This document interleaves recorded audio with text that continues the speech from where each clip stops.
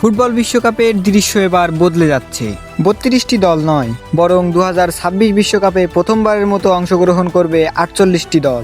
কিন্তু প্রশ্ন হচ্ছে, বাংলাদেশ কি তাহলে বিশ্বকাপ খেলার সুযোগ পাবে? বিস্তারিত জানতে ভিডিওটি শেষ পর্যন্ত দেখুন। 2026 বিশ্বকাপ যৌথভাবে আয়োজন করেছে যুক্তরাষ্ট্র, মেক্সিকো এবং কানাডা। এই আসরে ম্যাচের সংখ্যা 64 থেকে বাড়িয়ে 104টি করা হয়েছে।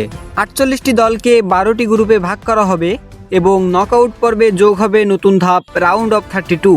অর্থাৎ ফুটবলের উত্তেজনা চলবে টানা 39 দিন ধরে।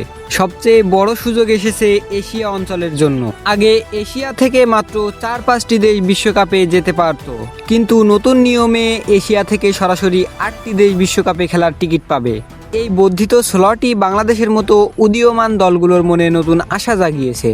বাংলাদেশ ইতিমধ্যে প্রথম রাউন্ডে মালদ্বীপকে হারিয়ে দ্বিতীয় রাউন্ডে জায়গা করে নিয়েছে। বর্তমানে আমরা অস্ট্রেলিয়া ও ফিলিস্তিনের মতো শক্তিশালী দলের বিপক্ষে লড়াই করছি।